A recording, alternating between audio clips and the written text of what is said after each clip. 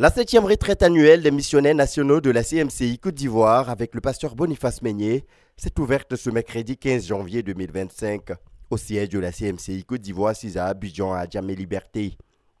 S'inscrivant dans le cadre des cours de formation et des actions pastorales de l'École de la connaissance et du service de Dieu, section Côte d'Ivoire, cette retraite est une occasion pour nos officiers nationaux de la conquête de communier dans la présence du Seigneur à travers la communication mutuelle des dons spirituels, le partage des témoignages de l'action de la main agissante de l'Éternel sur les champs de mission, les comptes rendus et l'évaluation de l'œuvre accomplie au cours de l'année dernière et la planification de la nouvelle année.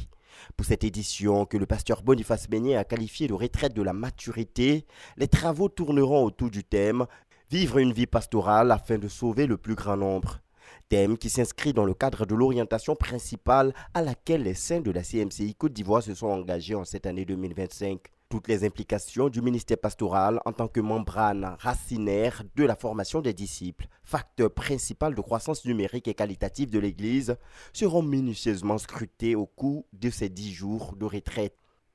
10 jours dont les premiers pans du contenu général ont déjà été mis en exergue en ce premier jour qui a été marqué par les témoignages des missionnaires sur les champs de mission, d'abondantes prières, les comptes rendus de 2 premières régions spirituelles, notamment la région du Béquet dirigée par le pasteur Kinyen Mantio et la région du Cavali dirigée par le pasteur Conan.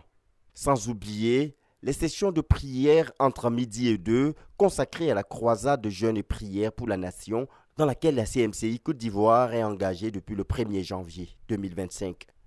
Cette 7e retraite des missionnaires nationaux, qui se poursuivra jusqu'au 26 janvier 2025, annonce de grandes bénédictions pour les missionnaires et pour toute l'Église en cette année 2025.